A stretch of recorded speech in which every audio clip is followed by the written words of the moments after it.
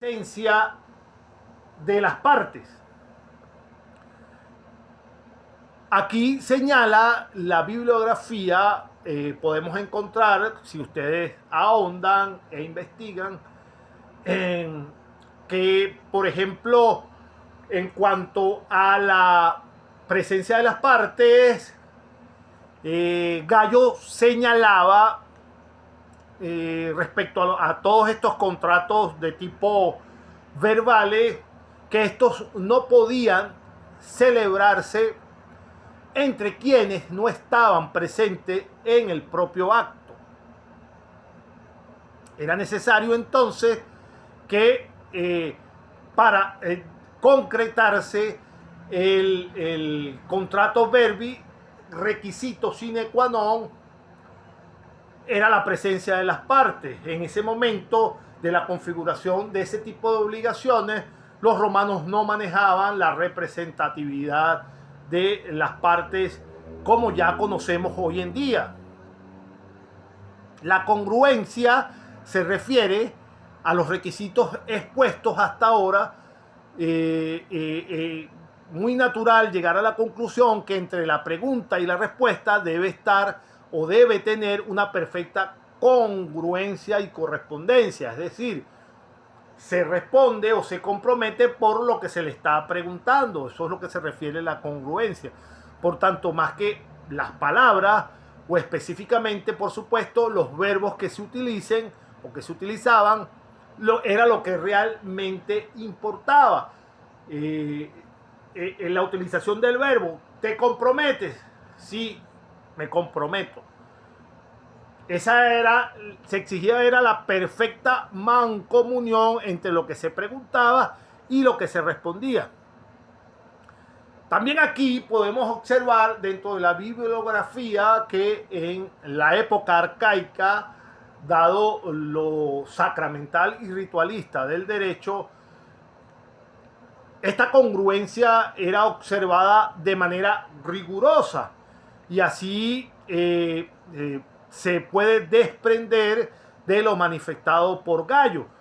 Se concluye entonces que no era necesario que el futuro deudor repitiera pues íntegramente la pregunta en su respuesta, sino que simplemente, según Gallo, podía darse por concluido o podía darse por obligado el promisorio simplemente con repetir el verbo. ¿Te comprometes a dar? Sí, me comprometo. Simplemente con la repetición del verbo o bastaba para conformarse la obligación. Esto en cuanto a los requisitos de la conformación de la estipulación. Ahora bien, con esto concluimos el desarrollo de esta parte de los contratos verbi. Ahora pasemos a la dictio dotis. Pero antes, pregunta general, una sola persona, aún se me escucha. 3:57, 3 minutos para las 4. ¿Aún me están escuchando, mis estimados estudiantes? Sí, perfectamente. Entonces, segunda forma de contrato verbi que vamos a manejar el día de hoy y que se establecía dentro del derecho romano. Recuérdense que la primera era el stipulatio. Ahora la segunda, la dotis dictio. También la vimos dentro de los contratos en derecho romano, pero no se desarrolla, sino de manera conceptual. Entonces, para entender la dotis dictio o la dictio dotis, es independiente, insisto, cuando revisen ustedes su bibliografía pueden encontrar la palabra invertida, no es la misma. Para entender entonces la dotis dictio, toca necesariamente tener en cuenta el concepto de dote. Y el concepto de dote no es otro que el cual es como el conjunto de bienes o el conjunto de cosas singulares que la mujer, en este caso, u otra persona que la representa, entrega al marido. Repito, para conocer esta figura, lo que tenemos que tener en claro es que la dote va a representar el conjunto de bienes o el conjunto de cosas singulares que posee la mujer y que va a entregar al marido ella misma u otra persona en su representación, que va a entregar a su marido con la finalidad de atender el sostenimiento de las cargas matrimoniales. Por supuesto, ya por experiencia que tenemos en Derecho Romano 1, pero vale la pena mencionarlo, que la dote surge solo de los matrimonios cum manus. Recuerden eso. Solo la dote representa o se menciona cuando se celebra el matrimonio cum manus. Recuerdan lo que es el matrimonio cum manus, ciertamente, ¿verdad? ¿Lo recuerdan? Una sola persona que me diga si lo recuerdan. ¿Recuerdan lo que es el matrimonio cum manus? El silencio me dice que no lo recuerdan, al parecer. Marlene, adelante, Marlene. Marlene, adelante. ¿Me escucha? Sí, te escucho, adelante. Recuerdo la necesidad que tenía la mujer o la que somete en manos del hombre, de su parte en familia, que era alieno iuris, disculpen, es que soy poco.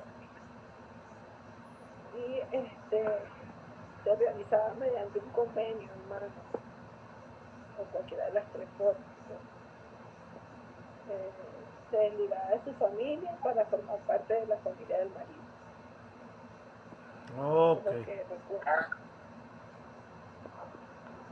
Sí, perfectamente. Gracias, Marlene, por tu participación. Es necesario, es cierto lo que dice Marlene. Recuérdense que hago ciertos altos cuando hay figuras que ya debemos acordarnos. Entiendo que muchas veces no nos acordamos por la premura, pero es necesario que la manejen, puesto que no, o sea, yo siempre de manera pedagógica trato de hacer esa breve lapso para ver si recuerdan lo que hemos visto en el Derecho Romano 1, pero tienen que la terminología tratar de mantenerla presente, puesto que si yo hablo de figuras que ya previamente sé que la dimos y la desconocen, entonces estaría hablando como que en otro lenguaje y no es la idea. Si alguno en algún momento de observación al grupo digo alguna terminología que a pesar que diga la vimos en Derecho Romano 1, no recuerdan, tienen que hacerme la observación, puesto que en serio no vale la pena que yo siga en la disertación y hayan figuras que debían de conocer y que, bueno, si no recuerdan no pasa nada, se vuelven a recordar. El matrimonio cum manus es esa misma figura que decía nuestra compañera Marlene. La mujer, al realizarse, al llevar a cabo esa unión con su marido bajo la figura de cum manus, pasaba a ser como una hija más del pater familias. Pasaba a ser, ya no era parte de su familia original, sino que su dote, sus pertenencias pasaban a su marido. Y ella adquiría la figura de una hija más del pater family dentro de su nueva familia, adoptando por supuesto todos los preceptos y hasta las religiones lares, los sentimientos religiosos de su nueva familia. Esa es la figura del matrimonio cummanus. En ese sentido, entonces, cuando hablamos de la dotis dictio, la dicto, cuando hablamos de la dotis dictio, era importante entonces que mencionáramos que el concepto de dote iba a surgir cuando la unión se llevaba bajo la figura del matrimonio cummano. Entonces, ¿qué es nuevamente, repito, la dotis dictio? Es el conjunto de bienes que posee la mujer y que va a entregar a su marido bajo la figura cummano, ella misma o en la representación de su antiguo pater family, con la finalidad de atender con todos esos recursos patrimoniales el sostenimiento de las cargas matrimoniales. En cuanto a la dotis datius, se trababa en la efectiva transmisión o la entrega de los bienes dotales al marido durante los modos de transmisión de la propiedad y de derechos reales como la emancipatio, injuris cessio o la traditio, figura que ya habíamos visto anteriormente. Pero además, por supuesto, por la cesión de créditos, la remisión de deudas y en materia de tipo general. Entonces, las dotis dictios va a ser entonces una promesa solemne de dote encabezada por la mujer que sea sui iuris o por el pater que sea deudor de ella. Esta promesa nace cuando el constituyente contrae el matrimonio o una vez contraído el matrimonio no haya sido invalidado. Entonces la dotis dictio tiene efectos jurídicos en cuanto a los bienes muebles o a los bienes inmuebles, ya sean corporales o incorporales.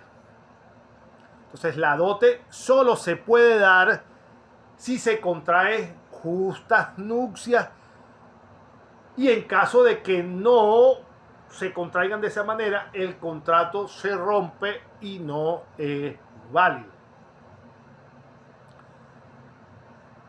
Hasta ahora se me entendió en qué consiste la dotis dictio, por favor. Katiuska, ¿se me entendió? Sí, profesor, dice Sergio. Katiuska. ¿Quedó claro? Perfecto. Sí, profesor. Sí. Sí quedó claro, gracias. Y vamos a continuar entonces. Sí quedó claro hasta ahora. Decía entonces que la dotis dictio se va a dar solo cuando se contraen justas nupcias y bajo la figura del matrimonio cummano. Entonces, la extinción de la dotis dictio se va a dar de varias maneras. Recuérdense que toda esta conceptualización la estamos haciendo por dos cosas. Primero, para que conozcan los contratos, cómo se obligan, por qué se obligan, la figura de cada uno, los procedimientos y la extinción, que es el tema central que nos está llevando. Pero, ¿cómo conocer la extinción de un contrato si no sabemos exactamente de qué se trata el contrato? Es por eso que me tomo siempre la tarea de que entiendan exactamente de qué verdaderamente estamos hablando, no de conceptos, sino de procedimientos, figuras y modo de establecerse las obligaciones para que entiendan perfectamente el modo de extinción. Entonces, la extinción de la dotis dictius se va a dar de varias maneras. Una de ellas va a ser por remisión por acetilati, es decir, de manera en que las partes, cuando contraen matrimonio, se va a generar la obligación, óiganse, una vez que contraen matrimonio, se genera la obligación de pagar lo dicho en la promesa, es decir, de pagar la dote. Lo que viene a extinguir la dotis dictio para darle paso a la dotis datio, que es cumplir con la dotis dictio. Es decir, la dotis dictio es la promesa. Cuando se transfieren los bienes al marido, se convierte el cumplimiento de esa promesa en la dotis datio. También se puede extinguir el contrato si hay una capitis diminutius máxima o media de cualquiera de las dos partes, ya sea de marido o de la mujer. Pregunta, si recuerdan lo que es la capitis diminutius, ¿verdad? Una sola persona que me diga, si recuerdan lo que es la capitis diminutius. Sí, profesor, cuando perdía, por ejemplo, uno de los estatutos, bien sea que haya perdido su libertad o su estado de ciudadanía, disminuía su capacidad jurídica. Ok, sí, verdaderamente. Sí, la capitis diminutio es la capacidad de pérdida la pérdida de su capacidad. Generalmente, como dice la compañera, una capitis diminutio media consistía en la pérdida de la ciudadanía. Eso es una capitis diminutio media. Una capitis diminutio total es la caída en la esclavitud. Perdía absolutamente todos los derechos y pasaba a ser cosa y dejaba de ser un ser humano. Seguimos, gracias Zoila. Seguimos. Entonces, decía que una de las formas también de extinguir este contrato de dicti totius es que alguno de los dos, algunas de las partes, cayera en capitis diminutio, ya sea máxima o media. Hay que hacer esa relevancia. También, si hay muertes de alguna de las dos partes, el contrato también se extingue.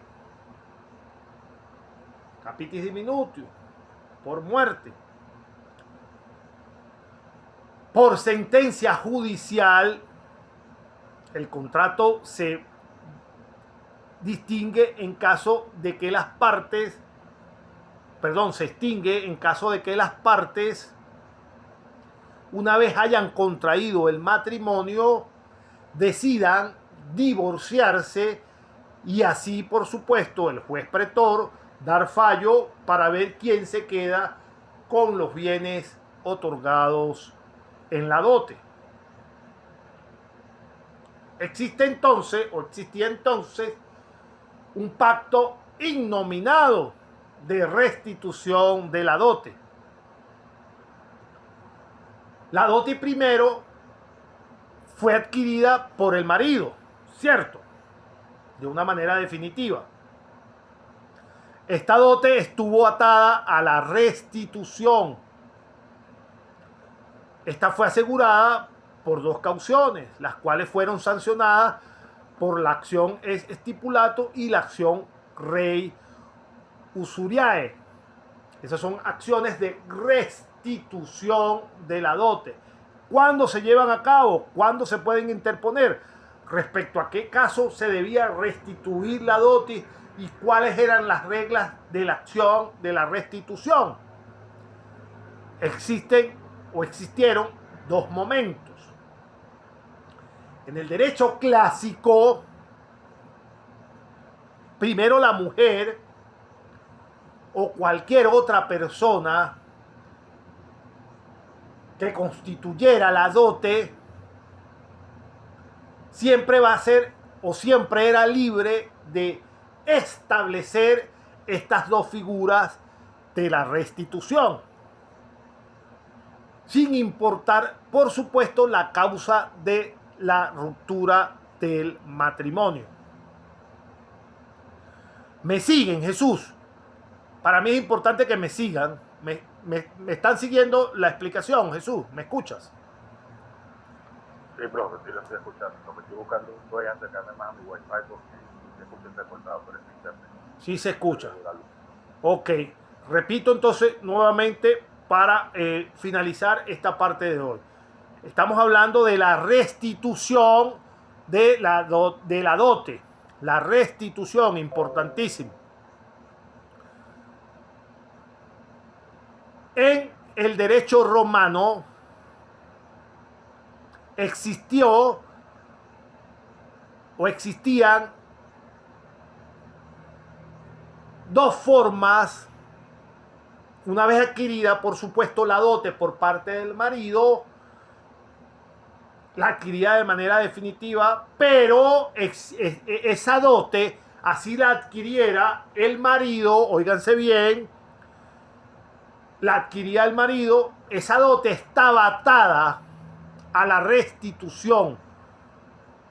Es decir, el marido adquiría la dote, pero esa dote iba atada a unas cauciones que fueron sancionadas por la ley. Las dos cauciones eran la ex stipulato y la rei usuriae.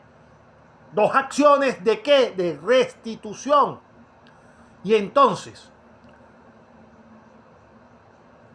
se debía restituir la dote. ¿En qué casos? ¿Cuáles eran las reglas de esa acción de restitución? La vamos a detallar en dos momentos, a saber por la bibliografía. Primero, en el derecho clásico, la mujer o cualquier otra persona que constituyera la dote era libre de establecer la restitución, sin importar ni siquiera la causa de la ruptura del matrimonio, sin importar por qué se estaba divorciando. Aquí a la dote se le da el nombre de resecticia. Pero si no se estipuló antes una manera de restitución, se vuelve obligatoria en algunos casos.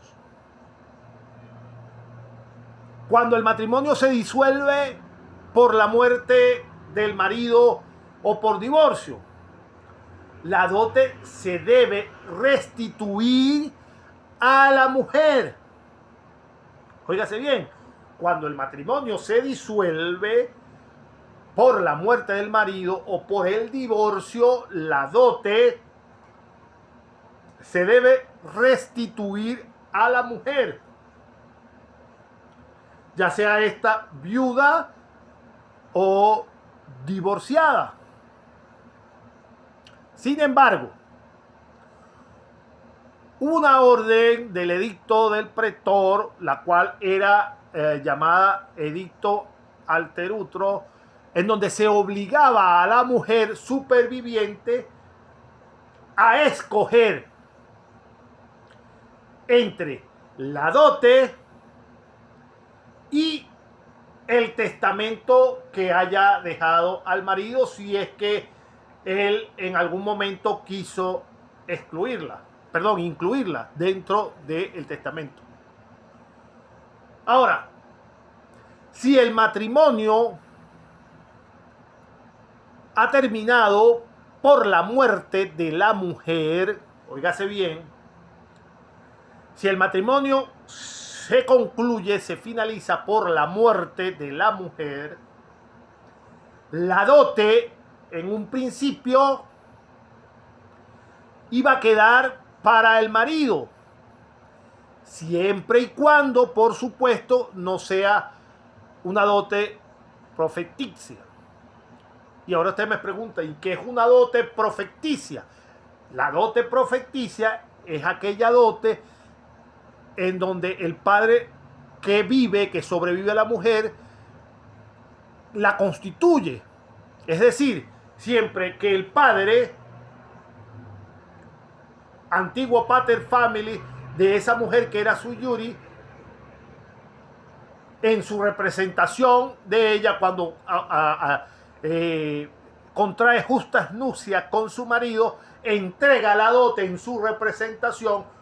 Si la mujer moría y el padre aún sobrevivía, es decir, la dote era una dote profeticia, entonces el padre iba a disponer de lo que se conocía como la acción rei usuriae, la acción usuriae, que era la segunda forma de restitución, y entonces por obligación el marido debía revolver la dote de su esposa fallecida a el padre que aún le sobrevivía, teniendo por supuesto el marido la única ventaja o la única garantía que tenía en este caso. El marido podía retener la quinta parte de la dote por cada hijo fruto del matrimonio con su esposa muerta. Pregunta, ¿hasta aquí vamos bien? ¿Se entiende el procedimiento? ¿Se ha entendido? Por favor, una sola persona que me diga. Sí, Marlene levantó la mano, adelante. Levantó la mano, Marlene. Pregunta, Marlene. no, profe, se me activó. Ok, pero hasta ahora vamos bien hasta el procedimiento según la respuesta, perfectamente. En ese sentido, la figura de la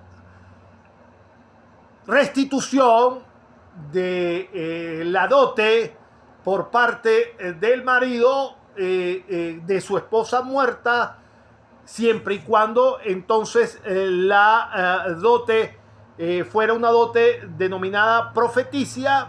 La única alternativa que tenía el marido era de quedarse con la quinta parte de la dote por cada hijo fruto del matrimonio. Después de la separación del matrimonio, tenía lugar la restitución de la dote. Pero existía una excepción en la cual la mujer podía pedirla durante el matrimonio cuando, repito, existía una excepción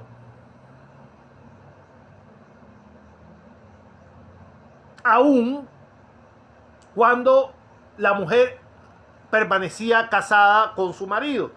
Recuérdense que después de la separación del matrimonio tenía lugar la restitución de la dote. Ya eso lo hemos dejado por sentado y claro. Aun cuando la mujer estuviese muerta y el padre le sobreviva y la dote era profeticia, tenía que el marido devolverla. Ahora bien, existía una excepción en donde la mujer podía pedir su dote estando aún casada cuando el marido quebraba o cuando demostraba que no tenía con qué sostenerse económicamente, hasta el punto en que pudiera afectar su dote. Entonces, perfectamente, si se lograba demostrar que el marido había quebrado y que no tenía modo ni medios para sostenerse económicamente, la mujer podía acudir a la ley para que le fuera restituida su dote. ¿Por qué? Porque esa condición precaria del marido indudablemente estaba poniendo en riesgo su bienes patrimoniales. Entonces, la restitución de la dote podía ser adquirida por varias acciones. Ya se los dije, por la ex stipulato o por la acción rei usuriae. Estas son dos materias que vamos a desarrollar dentro de nuestra próxima clase para explicar exactamente a la perfección en qué consistían estas dos normas de restitución